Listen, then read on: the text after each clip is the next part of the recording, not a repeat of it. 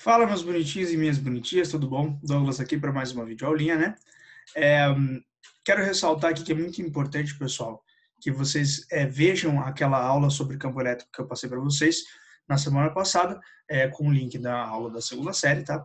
Porque necessariamente, pessoal, essa nossa videoaula aqui, ela vai depender daquele conteúdo de campo elétrico, ela vai ser muito importante você saber a respeito do campo elétrico para poder assistir essa aulinha aqui que eu vou estar passando para vocês, tá certo? Então vamos lá, pessoal, sem mais delongas, campo elétrico uniforme e energia potencial eletrostática, tá? Veja, principalmente esse conceito de campo elétrico uniforme, ele é muito importante, porque ele aparece a rodo nas provas dos vestibulares, tá? Ele aparece muito mesmo em provas de vestibulares. Detalhe importante aqui é que a Federal gosta muito desse conceito, tá? E principalmente provas de segunda fase. Bom, mas o que é o campo elétrico uniforme? Lembra lá, por exemplo, do movimento uniforme? Era um movimento que tinha velocidade constante, né? Aqui, pessoal, o campo elétrico uniforme é um campo elétrico constante, é um campo elétrico que, se eu for medir ele em qualquer ponto aqui entre essas duas barras aqui, entre essas duas barras aqui, qualquer ponto que eu for pegar aqui e for medir o campo elétrico, eu vou obter o mesmo valor de campo elétrico, tá certo? Senhor, como é que eu obtenho o campo elétrico ali dentro desse troço aqui? Ó? Esta aqui vai ser a sua equação, pessoal. Tá? E igual a F sobre Q, ou FEC, né? Alguns gostam de decorar assim, ó, FEC. Legal? Gente, importantíssimo aqui para você, meu querido e minha querida. Não pode, vou fazer em vermelho aqui para você entender que não pode usar E igual a K Q sobre D ao quadrado. Não pode, gente. Tá? Isso porque o campo elétrico é igual a KQ sobre D ao quadrado, ele nada mais é do que um campo elétrico gerado por uma carga pontiforme. Aqui a gente não tem uma carga pontiforme. Como é que eu estou gerando esse campo elétrico uniforme que está acontecendo aqui? Eu tenho uma barra positiva de um lado, uma barra negativa do outro, e ali entre eles é formado um campo elétrico, legal? Determinado ali por aquelas linhas de campo que estão ali. Então, gente, é bem importante que você entenda que você não pode usar o K sobre D ao quadrado, tá? Ele é muito útil, mas ele é apenas para cargas pontiformes, tá certo? Combinado? Legal, né? Então, veja. Vamos tentar entender como é que vai funcionar, então, o campo elétrico uniforme. Gente, aqui no campo elétrico uniforme é importante você perceber que as linhas de campo funcionam da mesma forma, saindo do positivo e indo para o negativo, tá certo? Mais importante do que isso até, gente, imagine aqui que eu tenha colocado, por exemplo, aqui uma carga positiva. Você tem que ver qual é a tendência do movimento dessa carga. Por que isso, gente? Ué, é uma carga positiva aqui. Ela tende a seguir a linha de campo ou ela tende a ir contra a linha de campo? Raciocina. Carga positiva, pessoal, sofre repulsão de carga positiva e atração de carga negativa, certo? Então, a tendência de movimento dela é seguir as linhas de campo, tá vendo? Já se eu colocar uma carga negativa aqui, ó, ela é repulsiva sobre carga negativa, atrativa sobre carga positiva, ela vai contra as linhas de campo, tá vendo? Professor, sempre assim? Sim, sempre assim, tá? Então, sempre preste atenção aí nessa ideia de linhas de campo para a gente poder ter atenção do que vai ser a positiva, com a negativa e assim por diante, tá? Então, ó, a figura representa um elétron atravessando uma região onde existe um campo elétrico. É um elétron. Se é um elétron, pessoal, a carga elétrica dele é negativa. Legal? O elétron entrou numa região pelo ponto X e saiu pelo ponto Y em trajetória retilínea. Então, veja, ele está entrando aqui e saindo lá nos buraquinhos em trajetória retilínea. Sabendo que a região do campo elétrico, a velocidade do elétron aumentou com a aceleração constante. Pessoal, lembre-se lá da física, lá da mecânica, tá? Que você teve no primeiro ano. A aceleração constante significa que a força resultante é constante também, né? F igual a MA, tá? Lembra disso, vai ser bem importante pra gente. Se a força resultante é constante e aqui a única força que vai estar atuando sobre esse elétron é a força elétrica, tá? Se a força é constante, pessoal, isso necessariamente quer dizer que o campo elétrico também é constante, tá? O campo elétrico também é constante. Ou seja, vamos ver o que vai acontecer aqui. Então, é mais ou menos a situação que a gente viu ali em cima, né, com as placas paralelas.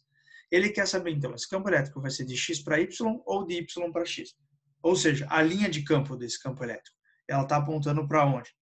Raciocina comigo, cara. É uma carga elétrica negativa, tá? Uma carga elétrica negativa, certo? Ela está indo da esquerda para a direita, acelerando, ela está aumentando a velocidade dela. Então, a linha de campo tem que estar necessariamente ao contrário. Lembre-se, a carga elétrica negativa vai ao contrário da linha de campo, né? E então vai estar de Y para X. Legal, a gente já mata essas duas aqui embaixo. E aí você me pergunta, ela vai aumentar, vai diminuir? A intensidade do campo elétrico ela é constante? Como é que é? Ué, a gente já viu. Como a aceleração é constante, o campo elétrico também é constante, portanto, você marca a letra C de casa, legal? Aí um primeiro exercíciozinho para você entender como é que aparece no seu vestibular aí uma possível exercício de campo elétrico uniforme aí, diretaço, tá? Seguindo, pessoal, como é que funciona quando eu tenho cargas no campo elétrico, legal? A gente costuma dizer cargas em céu, né? Cargas em campo elétrico uniforme. Pessoal, quando eu não tenho ação de nenhuma outra força sobre o corpo, ou ela é desprezível. Como assim? Carga vai ter massa, pessoal. Então, se tem massa, vai ter peso. Mas, pô, o peso é muito pequeno se comparado ao campo elétrico desse determinado corpo. Como é que eu faço isso, gente? Raciocina comigo aqui. Ó. Então, digamos que eu tenho aqui uma determinada carga de valor positivo, tá? Gente, qual que é a tendência dela, de movimento dela? É vir para cá, né? Como é a única força que está atuando vai ser a força elétrica, a gente diz que a força elétrica é a nossa força resultante, legal? Tranquilo, né? Gente, se a força elétrica é a força resultante por ser a única que está atuando, a força elétrica, a gente substitui o nosso FEC aqui. Então, E vezes Q. E no lugar da força resultante, eu coloco M vezes A. Legal? Então, você pode acabar encontrando aí, em alguns livros, em alguns materiais, a seguinte equação. E vezes Q sobre M é a aceleração desenvolvida por uma força elétrica, tá? Em um campo elétrico uniforme. Veja, é uma equaçãozinha meio genérica, tá, pessoal? Eu não aconselho você a decorar isso. Principalmente você que tem prova de segunda fase e vai utilizar esse tipo de conceito na sua prova, tá? É melhor você ter entendido o raciocínio que eu montei aqui, de colocar a força elétrica igual à força resultante, tá? Porque cada caso é um caso. Às vezes a força elétrica não é igual à força resultante, a gente já vai ver um caso em que isso se encaixa, tá? Mas é mais importante você entender o que eu fiz aqui do que decorar essa equaçãozinha, porque é uma equação bem específica, né? É uma equação para para aquela determinada situação ali, legal? Derrubei um negócio aqui no chão. Pessoal, vamos treinar então essa ideia, ó. Em uma impressora de jato de tinta, gotículas de tinta com carga elétrica atravessam o campo elétrico E de intensidade 8 vezes 10 a quinta newtons por coulomb, sendo depositadas em uma folha de papel. Admita que cada gotícula tenha massa de 3,2 vezes 10 a menos 9 gramas. Legal. E adquira uma aceleração de 10 a quarta metros por segundo ao quadrado durante a interação com o campo elétrico. Desprezando a ação do campo elétrico, do campo gravitacional. Então, veja, aqui ele está deixando bem claro para a gente. Ó, eu não quero que você pense em força-peso. Eu quero que você pense apenas na força elétrica. Por isso, ele despreza a ação do campo gravitacional. A resistência do ar também ser desprezada determina a quantidade de elétrons que em cada gotícula. Então, veja, pessoal, o que a gente tem que fazer aqui? Ó? Vamos com calma. As gotículas elas são aceleradas pela força elétrica, que é a resultante. É exatamente o que a gente acabou de fazer, o raciocínio que a gente acabou de fazer. Então, a força elétrica sendo a força resultante, substitui lá. FEC, Q vezes E, igual a MA. Professor, não podia colocar o KQQ sobre D ao quadrado aqui? Não dá, né, gente? Porque o que é o KQQ sobre D ao quadrado? Nada mais é do que a força elétrica entre duas cargas elétricas. Legal? Beleza? Então, tome muito cuidado aí. Isso é igual a MA. Legal? Beleza? Tranquilo, né? Então, isola a carga. Por quê? Ele quer saber quantos elétrons a gente tem ali. Isola a carga. Não adianta eu isolar a aceleração, igual eu fiz no exercício anterior, tá vendo? Então, não decora, gente. Faz o raciocínio aí para você no dia da prova é melhor, principalmente para quem vai fazer a segunda fase que precisa demonstrar esse raciocínio inicial. Portanto, olha lá. Isola. Carga é massa vezes a aceleração sobre o campo elétrico. A massa desse troço ele deu lá 3,2 vezes 10 a menos 19 gramas, ó, cuidado, tem que passar para quilogramas, por isso apareceu um 10 a menos 12 aqui, tá? Presta atenção nos detalhes. Vezes a aceleração, divididos pelo campo elétrico, 8 vezes 10 aqui. Ele encontra uma carga de 4 vezes 10 a menos 14 coulombs. E aí, lembra daquela formulinha lá do começo do ano, acho que foi a primeira fórmula que a gente viu em elétrica, Q igual a NE, né? Sendo N o número de elétrons em excesso ali. Então, N igual a Q sobre E, fez continha e chegou lá na resposta da questão. Legal? Então, aí um exemplo de questão bem interessante que envolve a força elétrica sendo a força resultante, tá? E isso costuma aparecer bastante, tá, gente? Então, assim, mantenham toda a atenção nesse tipo de exercício. Pessoal, e quando a massa não é desprevisível, ou seja, quando o campo elétrico vai precisar do peso para que eu o calcule, né? Digamos que eu ponho aqui, então, tá? Uma determinada carga, e dessa vez eu vou colocar uma carga negativa. Uma carga negativa. Vocês já vão entender por que eu coloquei uma carga negativa, tá? Então, gente, vamos ver quais as forças que vão agir sobre esse corpo aqui. Peso, né? Porque agora a massa ela não é mais desprezível, então ela tem um efeito. E aqui, ó, gente, veja, como eu coloquei uma carga negativa, a força elétrica ela vai contra o campo. Então você vai ter que sempre observar isso. Para onde que vai a força elétrica? Ela vai para cima, ela vai para baixo, ela vai para a direita, ela vai para a esquerda. Ou seja, tem que ver a natureza da carga, ou seja, o sinal, para daí ver se ela vai flutuar, se ela vai para cima, se ela vai para baixo, né? E assim por diante, você tem que ver para onde vai a aceleração. Legal? Então, gente, aqui é um caso onde a força elétrica e a força peso estão agindo nesse corpo. Ou seja, gente, a força resultante, ela não é mais igual à força elétrica. Ela é igual, nesse caso, ao peso menos a força elétrica. Ah, Doug, e se a força elétrica fosse para baixo? Se fosse uma carga positiva, aí seria peso mais força elétrica, tá? Toma cuidado aí com isso. Então, eu estou fazendo um exemplo aqui, mas como eu falei para vocês, vocês têm que lembrar como faz isso lá da mecânica newtoniana e carregar para cá, tá? Tá, e aí? O que a gente faz agora? Bom, a força resultante, pessoal, ela continua sendo... Opa, perdão. Coloquei uma perna a mais aqui nesse M. A força resultante continua sendo massa vezes a aceleração. O peso, pessoal, M vezes G. E a força elétrica, E vezes Q. E aí, gente, eu vou mostrar para vocês um caso que aparece com bastante costume nos exercícios, que é o caso de uma carga elétrica flutuando. O que significa uma carga elétrica flutuando? Significa que as forças se anulam, ou seja, que ela está em equilíbrio. E equilíbrio, pessoal, significa aceleração igual a zero. Então, esse primeiro termo, todo do lado esquerdo, a gente corta, ficando com E vezes Q igual a mg. Legal? Então, é uma relação que costuma aparecer muito também em questões de vestibular, tá? Sempre um detalhe bem interessante aí. Como eu disse para vocês, pessoal, é um caso específico de que ele está em equilíbrio estático. Então, eu não posso generalizar e dizer que E vezes Q é igual a mg em todos os casos, tá vendo? Só porque tem peso. Então, tome um pouco de cuidado com isso. Então, exemplo aí, né? Para a Feira de Ciências, pretende fazer uma câmara de gravidade.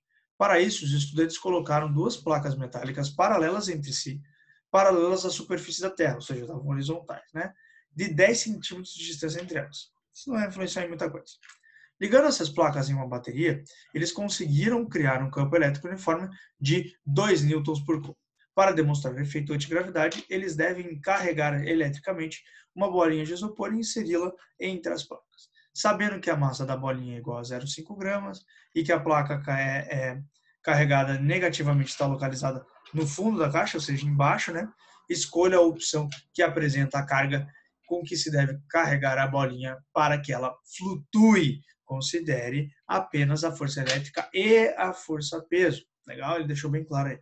Então, ó, em equilíbrio eletrostático é exatamente a situação que a gente comentou agora, né? Que o peso é igual à força elétrica, portanto, E vezes Q é igual a mg. Legal? Então, é um exemplo de aplicação do que a gente acabou de ver ali atrás. Ou seja, pessoal, como eu quero a carga, eu vou isolar a carga aqui, né? Passo o E para lá dividindo e substituo os dados. Sempre cuidado, né? A massa que está em gramas tem que passar para quilogramas. Legal? E essa distância aqui entre as placas a gente não vai nem usar, né? Ele vai jogar aqui, vai fazer continha, tá? Sempre importante lembrar para cuidar com as potências de 10 e vai descobrir aqui a carga. Legal? Aí, gente, importante aqui. A carga ela tem que ser positiva ou tem que ser negativa, né? Lembre-se de para onde ela tende aí, né? Se a placa negativa estava embaixo e a positiva, consequentemente, estava em cima, portanto, a força elétrica tem que estar para cima, a carga elétrica tem que ser negativa, legal? Se você ficou um pouco confuso com o sinal da carga, volta ali no slide anterior, volta um pouquinho aqui nessa parte, porque é exatamente o caso que eu desenhei aqui. Bom, vamos começar a parte final aí da nossa aula, tá, gente? Energia potencial. O que é energia potencial? Antes de lembrar de falar de energia potencial elétrica, eu quero que você lembre da energia potencial que você estudou no primeiro ano, legal? O que era energia potencial lá do primeiro ano? Nada mais era, pessoal, do que a gente dizer que a gente tinha dois tipos, né? Energia potencial gravitacional e energia potencial elástica. E nada mais era do que uma energia que estava armazenada num corpo que fazia com que ele se movimentasse, ou seja, transformava essa determinada energia potencial em energia cinética, legal? Então, realizava um trabalho ali sobre aquele determinado corpo, transformando essa tal energia potencial. Tá, gente, e aí? Por que isso é tão importante para a gente? Porque o que acontecia lá? Eu tinha uma determinada energia no início do movimento e até o final do movimento eu mantinha essa determinada energia. Então, por exemplo, ali, do 1 para o 3, a energia mecânica, né, que é a soma da potencial com a cinética, se mantinha constante. O que mudava era o quê? Eu estava transformando a minha energia potencial, que no caso é uma energia de altura, em energia cinética. Diminuir a altura, aumentar a velocidade. Certo? Aqui pra gente, galera, a energia potencial elétrica vai funcionar da mesma forma, tá? Então imagine que eu tenho uma determinada carga Qzão que está fixa e uma carga Qzinha que eu vou colocar aqui. Quando eu coloco ela aqui, eu estou segurando ela com o meu dedo, tá? Então eu tenho a carga Qzão e a carga Qzinha. Essa carga Qzinha, ela está querendo ir embora, porque nesse exemplo que a gente tem aí, elas duas são positivas. Então a carga Qzinha, ela quer ir embora. A carga Qzão está fixa, pessoal. Eu botei um alfinetinho nela aqui, ela não sai do lugar, tá?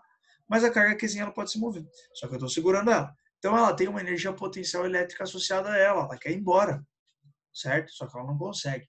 Quando eu solto, pessoal, ela automaticamente realiza trabalho, então eu transformo essa energia potencial elétrica em energia cinética. Beleza? Então, essa é a ideia do que é energia potencial elétrica. E como funciona a energia potencial elétrica em cargas pontiformes, pessoal? A gente vai utilizar essa equaçãozinha aqui, bem importante que você perceba que ela é parecida com a força elétrica, só que ela é só sobre D. Ó, E P, eu costumo colocar um Pzinho para lembrar que a energia potencial é KQQ sobre D. Vamos lá, algumas informações a respeito disso. D é a distância entre as duas cargas, tá? Gente, K é o K que sempre tivemos, Q é uma carga, Qzinha é a outra carga. Igual sempre. O que você precisa perceber aqui? Primeiro, agora o sinal da carga é importante, tá? Energia potencial elétrica, ela é uma grandeza escalar, pessoal, tá? E como uma grandeza escalar, é importante que você saiba que agora o sinal da carga é importante na continha também, tá? A gente pode ter uma energia potencial elétrica negativa lá. Então aqui você tem que colocar o sinal da carga, tá? Qual é a unidadezinha que a gente vai usar? Joules, pessoal. Energia, joules, ponto final, não tem muito que ficar batendo nesse aspecto. Vamos testar isso numa questãozinha de conta especificamente. Então, ó, a 40 centímetros de um corpúsculo eletrizado, coloca-se uma carga pontiforme de 2 milicoulombs. Nessa posição, a carga adquire uma energia potencial elétrica total de 0,54 joules, considerando K igual a tanto, a carga elétrica do corpúsculo. Primeira coisa, pessoal, aqui não é mili, tá?